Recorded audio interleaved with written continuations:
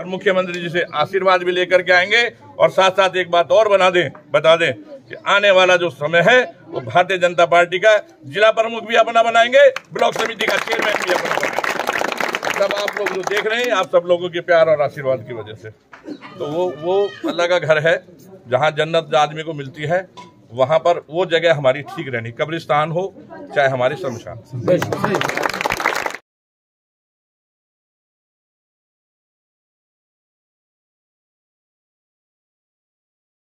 दोस्तों, नूंह जिले में जिला पार्षद और ब्लॉक समिति के चुनाव हुए, जहां पर बीजेपी ने सिंबल पर चुनाव लड़कर के अपने 7 कैंडिडेटों को चुनाव जिताया और कहीं ना कहीं ये दावेदारी कर रहे हैं कि आने वाले समय में जो नूंह जिले का जिला प्रमुख होगा वो भी बीजेपी का ही होगा।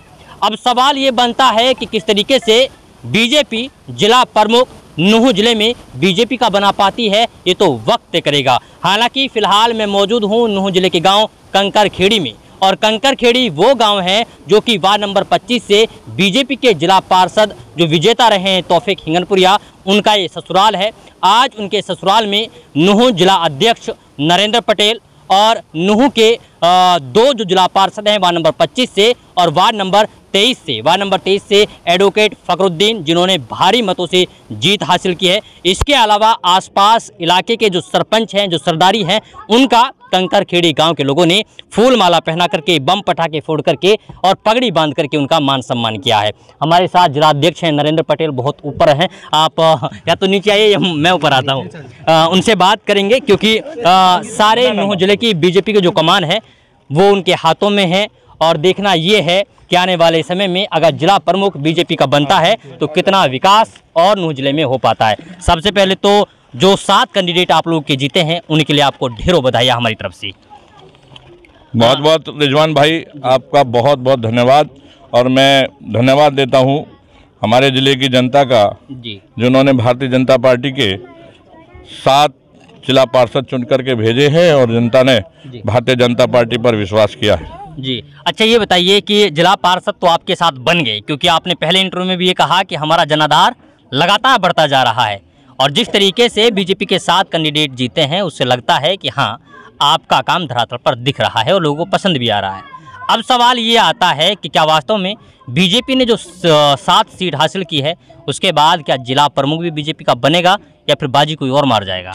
देखिए, आप इस बात को बिल्कुल लेकर के निश्चिंत रहें कि जिला प्रमुख भारतीय जनता पार्टी का बनेगा, और जो सिंबल पर जीत करके आया उनमें से किसी एक व्यक्ति को जिला प्रमुख हम बनाएंगे। अच्छा, तो और उसके लिए हमारे जो है प्रयास जारी हैं। कुछ साथियों ने हमारे जो जिला पार्षद जीत करके आए हैं उन्हें हमें समर्थन भी दे दिया है।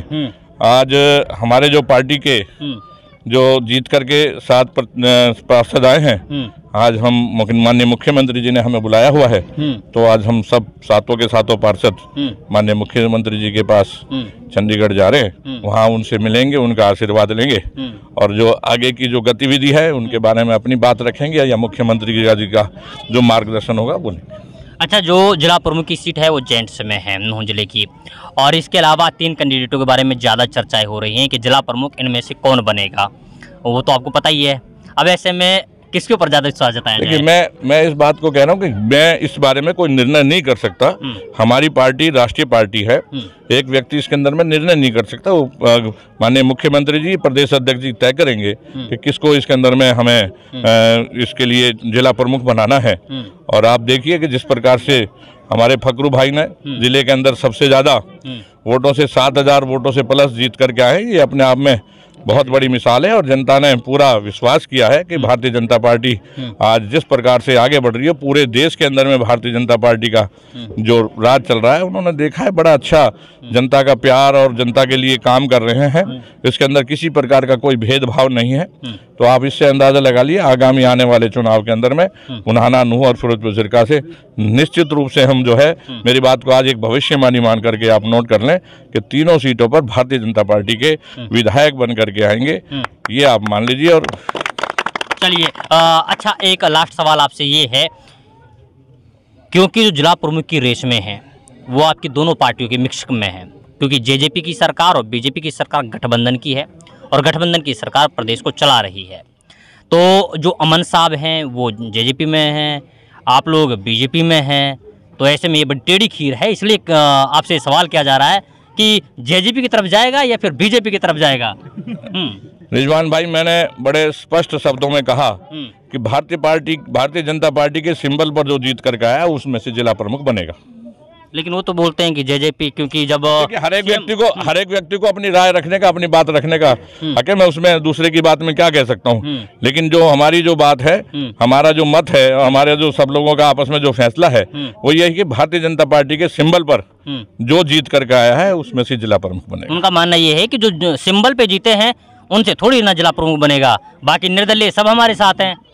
अब वो तो अब चाहे कुछ भी कहे, वो तो आज ये भी कह देंगे जी पूरा देश के अंदर में जितने भी लोग हैं सारे उनके साथ हैं। वो तो वक्त बताएगा कि कौन बनता है, क्या बनता है। अब बाकी चीजें हम माननीय मुख्यमंत्री जी के ऊपर छोड़ रहे हैं। माननीय मुख्यमंत्री जी जो निर्णय करेंगे वो हमें सर्वमान्य। अच्छा, कब तक हो जाएगा, कब तक की खुशखबरी मिलेगी जिले के लोग? देखिए, मैं इस बारे में कुछ नहीं कह सकता, ना मेरे हाथ में ये है।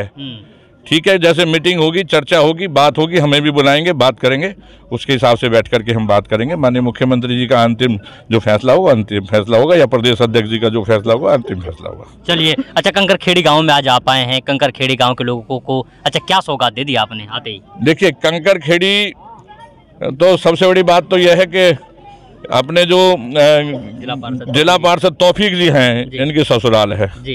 इस बहाने हमें भी इनकी ससुराल देखने का मौका मिला, तो हम भी महसूस कर रहे हैं हम इनकी ससुराल में आए हैं। अच्छा। अगर मैं वैसे आता तो मुझे इस बात का आभास नहीं होता कि मैं तौफीक की ससुराल में आया हूँ, तो फिर मैं एक पार्टी के नाते, एक कार्यकर्ता के नाते यहाँ पर रहता। तो बहुत अच्छा है, बहुत लोगों ने इनका प्यार, सम्मान और आशीर्वाद दिया है, तो यहाँ की जनता का इनसे असीम प्यार है। और जैसा मुझे पता लगा, चौधरी इलियास जी जो हैं हमारे पूर्व में विधायक रहे, अब पूर्व में मंत्री हैं, आज विधायक है, उनका भी ससुराल है। तो मेरा तो यह है कि इस गांव में हमारा काम है तौफीक भाई को, या यहाँ के जो हमारे जो हैं इनको हम जितना से ज़्यादा विकास का पैसा दिलवाएंगे, वो पैसा इस गाँव में लगे, और बाकी सब जिले के अंदर भी, गाँवों के अंदर में पैसा लेके लोगों का विकास हो। उसके अंदर में विकास में हम ये नहीं देखते कि भाई कौन, किसने हमें वोट दिया, किसने नहीं दिए, कौन सा क्या है।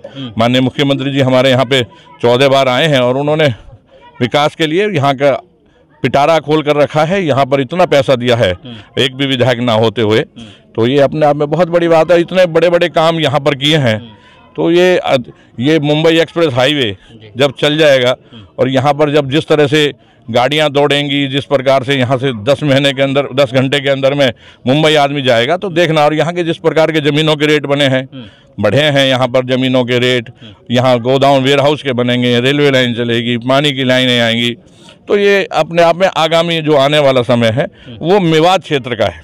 चलिए, मेवात क्षेत्र में कितना विकास होगा आने वाले समय में, ये तो वक्त तय करेगा। चलिए, अब बारी आती है तौफीक की, क्योंकि तौफीक ससुराल आए हैं और ससुराल वालों ने बड़े धूमधाम के साथ उनका स्वागत किया है। अच्छा तौफीक, ये बताइए कि क्या कुछ कहना है ससुराल वालों से, इलाके के लोगों से? मैं सबसे पहले तो रिजवान भाई आप लोगों का धन्यवाद अदा करता हूं कि आप लोग एक कहने पे आ जाते हैं हर जगह, और हमारी जो जनता की आवाज़ है आप इसे मीडिया के माध्यम से उठाते हैं और सरकार तक हमारे अध्यक्ष साहब भी हैं। सबसे पहले तो मैं माननीय मुख्यमंत्री जी का तहे दिल से और मेवात की तरफ से धन्यवाद अदा करता हूं, और माननीय प्रदेश अध्यक्ष साहब का कि हमारे लिए, एक शायर के साथ कहता हूं कि फूल तो बहुत से देखे, गुलाब जैसा फूल नहीं देखा। फूल तो बहुत से देखे, गुलाब जैसा फूल नहीं देखा। हमने अध्यक्ष तो पार्टी में काफ़ी पहले कई बार देखे, लेकिन श्री नरेंद्र जैसे पटेल साहब जैसे अध्यक्ष पहली बार देखा, जो बढ़ता हुआ कारवा, बढ़ता हुआ परिवार बढ़ा रहे मेवात में, जो इनकी मेहनत है और लगन है। माननीय मुख्यमंत्री को मैं धन्यवाद अदा करता हूं कि हमारे लिए एक ऐसे अध्यक्ष को चुना जो 36 बिरादरी का सम्मान करते हैं। कहीं पे भी कोई भी भाई बुलाता है तो तुरंत पहुंचते हैं और पार्टी के बात को रखते हैं, और जितना नरेंद्र भाई से मेवात की जनता खुश है, और इसी वजह से हम 7 सीट जीते हैं, क्योंकि भाई ने हमारे लिए टिकट दिया था। मेरे बड़े भाई हैं, इन्होंने पहले ही कह दिया था कि भाई मेरी इज्जत का सवाल है। लेकिन जनता के बीच में जब हमने माननीय मुख्यमंत्री के विकास कार्य रखे, मैंने सरकार से कम अपने पूरे वार्ड नंबर 25 में 4-5 करोड़ रुपए का काम कराया, सरकार से मैं नहीं के लेने खुद ने। अच्छा। तो इसलिए भारतीय जनता पार्टी से पहली बार मेवात से 27 जई फ्री ऑफ कॉस्ट लगे, जो 1 रुपये नहीं लगा। तो मैं तो अध्यक्ष साहब के नेतृत्व में जो मैंने पार्षद की सीट जीती है, मेरी वार्ड नंबर 25 ने जीती है, मैंने अकेले ने नहीं जीती, हर बच्चा ने, हर बुजुर्ग ने, हर नौजवान ने, हर माता और बहनों ने जीती है। उन्होंने लगन थी कि उन्होंने कमल के बटन को इतनी ज़ोर से दबाया कि उन्होंने पूरे इलाके में, क्योंकि 25 सीट है मेवात की, और सीट तो ऐसे ही हैं, लेकिन 25 नंबर सीट है जो सबसे हॉट सीट होती है। और मैंने एक विधायक से, एक मंत्री से, दो विधायकों से मैंने पंगा लेकर नहीं ये सीट हासिल की है। मैं सारी जनता का फिर हाथ जोड़ के धन्यवाद अदा करता हूँ। रही ससुराल की बात, ससुराल में मैंने पहले भी कुछ कराया है, आज भी मैं इनके लिए आधी रात पे भी तैयार हूँ। अगर ये मेरे से किसी काम के लिए कहेंगे तो इंशाल्लाह इनके काम रोका नहीं जाएगा, तेज़ी से काम होगा। चलिए, ये कहीं ना कहीं देखना ये है कि आने वाले समय में कितना काम कंकरखेड़ी गांव में जो बता रहे हैं तौफीक जी कि उनके ससुराल है, उन्होंने पहले भी करवाया है और आने वाले समय में भी होगा। अब चर्चाएं तेज ये हैं कि नूंह जिले में जिला प्रमुख कौन बनेगा, ये वक्त तय करेगा।